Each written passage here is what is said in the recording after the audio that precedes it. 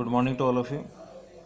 Last video में मैं discuss किया था onset and the advance of the monsoon, किस तरह से मानसून आया, किस डेट पे आया, किस डेट तक उसने पूरे इंडिया को कवर किया, क्या उसके रीज़न रहे जिस वजह से monsoon wind India land mass के अंदर एंट्री की है। नेक्स्ट पॉइंट आ जाता है rain bearing system and the rainfall distribution. देखिए मानसून रेनफॉल आपने भी देखा होगा कंटिन्यूस नहीं होती है, कभी आधा घंटा हो गई, कभी 15 मिनट हो गई, कभी 2 घंटे चल जाती है, कभी पूरा दिन चल जाती है, ठीक है, कभी 5 ही मिनट चलती है। तो कंटिन्यूस फॉर्म में जो रेनफॉल है वो नहीं होती है, ठीक है। और डिस्ट्रीब्यूशन की हम बात करें तो अब आपने न्यूज़ के अंदर लगातार लास्ट टाइम से चल रहा है कि बिहार, आसाम, महाराष्ट्र, इन एरियाज़ के अंदर फ्लड आया हुआ है, मध्य प्रदेश के अंदर फ्लड की सिचुएशन बनी हुई है, लेकिन अपने यहाँ पर नॉर्मल रेनफॉल चल रही है। तो ये डिस्ट्रीब्यूशन है, तो कहीं पर रेनफॉल ज़्यादा हो रही है, कहीं पर रेनफॉल कम हो रही है, ठीक है। अगर हम आसाम की अगर हम बात करते हैं, मेघालय की बात करते हैं, तो नॉर्मली एवरेज रेनफॉल 400 सेंटीमीटर को क्रॉस कर जाती है। राजस्थान की हम बात करते हैं तो केवल क्या है कि 40 या 60 सेंटीमीटर एनुअली रेनफॉल होती है। क्लियर। तो इस चीज़ का इफ़ेक्ट इसके ऊपर पड़ता है क्योंकि इसका डिस्ट्रीब्यूशन एक जैसा नहीं है। अब कई बार क्या होता है कि डिस्ट्रीब्यूशन, कई बार मानसून वीक हो जाता है, न्यूज़ में भी आता है कि मानसून वीक हो गया, यानी कि जो विंड की जो सिचुएशन है वो नहीं चल पाती। और उसको कई बार समर सीज़न के अंदर भी वेस्टर्न डिस्टर्बेंस से जो है उसको इफ़ेक्ट डालते हैं। वेस्टर्न डिस्टर्बेंस के बारे में डिस्कस किया था, कई बार यहाँ से क्रिएट होकर वो एंट्री कर जाते हैं। तो जो इस तरफ से विंड आ रही हैं ये वेस्ट की तरफ, और जब यहाँ से विंड आती हैं तो ये दोनों विंड अपोजिट डायरेक्शन में हो जाती हैं, तो इसके कंपेयर में कई बार ये स्ट्रॉन्ग हो जाती हैं, जिसकी वजह से ये इनको पीछे की तरफ धकेलती हैं। अब ये रेनफॉल नहीं कर रही इतना ज़्यादा, ये वाली विंड रेनफॉल कर रही है, तो जब ये पीछे की तरफ हो गई तो इन एरियाज़ के अंदर रेनफॉल कम हो जाती है, डिसकंटिन्यूटी बन जाती है, ठीक है। तो ये इसका मेन रीज़न है। दूसरा ये है कि ये ओशन पार्ट है, ये ओशन पार्ट है, जो ये कोस्टल एरियाज़ हैं यहाँ रेनफॉल ज़्यादा होगी क्योंकि मॉइस्चर लिया और एंट्री हो गई और रेनफॉल हो गई, मॉइस्चर लिया एंट्री हुई।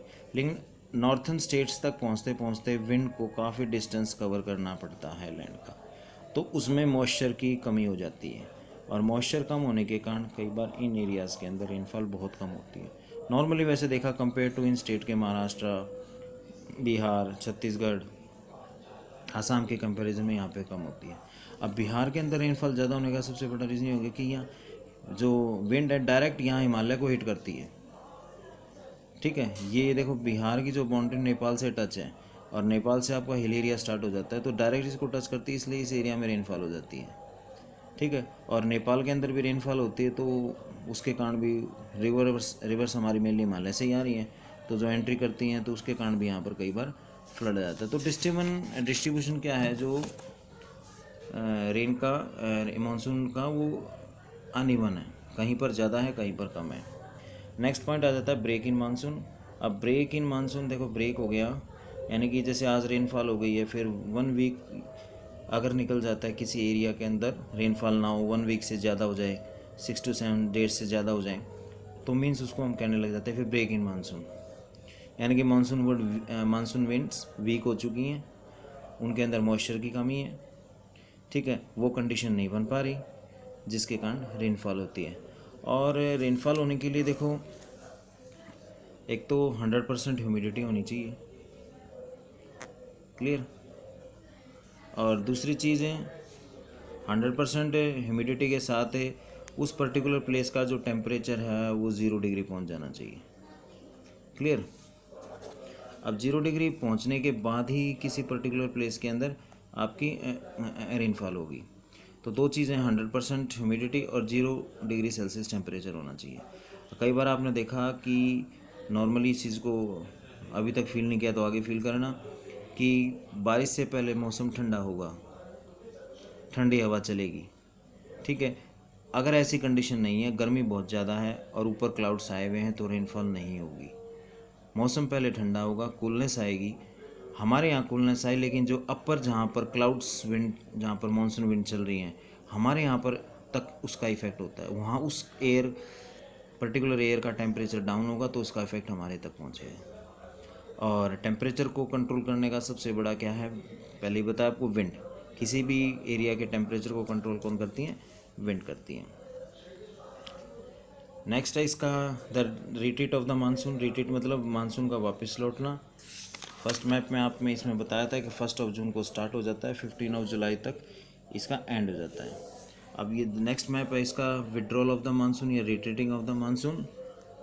तो इसकी जब हम बात करते हैं तो देखिए आपका जो है ये 1 सितंबर को पाकिस्तान से अप्रोक्सीमेटली निकल जाता है और some part of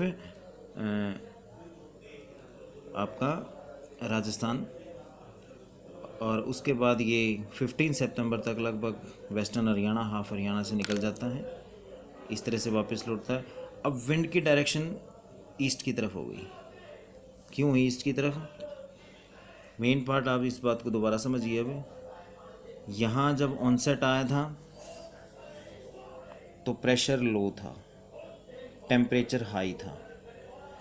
ocean part पे टेम्परेचर लो था, प्रेशर हाई था। अब ये चेंज हो गया क्योंकि सन की पोजीशन ट्रॉपिक ऑफ कैंसर से दूर हो चुकी है, नीचे सदर्न हेमिस्फीयर की तरफ जा रहा है, तो लैंड मास इंसोलेशन कम ले रहा है तो टेम्परेचर डिक्रीज़ हो गया। जो मई जून के अंदर, जुलाई के अंदर गर्मी होती है वो सितंबर के अंदर नहीं होती है, तो टेम्परेचर डिक्रीज़ हुआ तो प्रेशर हाई होने लग गया। कंपेयर करते हैं हम इसको ओशन पार्ट से, यहाँ पर अब टेम्परेचर इस लैंड मास के कंपैरिजन में आपका क्या हो गया, अब यहाँ पे क्या था आपका टेम्परेचर डिक्रीज़ हो गया, तो इसके कंपैरिजन में यहाँ टेम्परेचर हाई हो जाता है। हाई हो गया तो प्रेशर आपका कैसा रह गया, लो हो गया, प्रेशर आपका लो हो गया, विंड हाई टू लो चलने लग जाती है, हाई टू लो चलने लग जाती है। तो इस तरह से ये विंड वापस आ रही है। 1 अक्टूबर से लगभग हाफ ऑफ इंडिया, और इस तरह से 15 अक्टूबर, 1 नवंबर और अप्रोक्सीमेटली दिसंबर मिड तक ये इंडियन मेन लैंड मास से निकलती हैं। क्लियर? जो ये विंड यहाँ से एंट्री कर रही हैं, आउट हो रही है इंडिया से, ये यहाँ से दोबारा तमिलनाडु के अंदर देखो यहाँ एंट्री करती हैं सम विंड पार्ट्स। तो इस स्टेट के अंदर रेनफॉल बहुत ज़्यादा होती है विंटर सीजन के अंदर। पूरे इंडिया के अंदर केवल तमिलनाडु एक ऐसा स्टेट है जो विंटर सीजन में भी रेनफॉल सबसे ज़्यादा रिसीव करता है। ठीक है, तो आप इसको रीड करेंगे, तीनों पॉइंट्स को बचे हुए को, और इसको क्वेश्चन में कन्वर्ट करेंगे। अब यहाँ से आपका लॉन्ग क्वेश्चन बन जाता है, explain the nature of the Indian monsoon. तो इसमें 4 के 4 पॉइंट्स को आपने एक्सप्लेन करना, जिस तरह से आपको वीडियो में एक्सप्लेन किया उसी तरह से आपने ट्राई करनी है। उसमें से मेन पॉइंट्स को आपने इसके अंदर लिखना है। एक लॉन्ग क्वेश्चन तैयार करेंगे, सारा का सारा आप ये नोटबुक के अंदर नोट नहीं करेंगे। क्लियर? और मैप को रीड करेंगे। Thank you.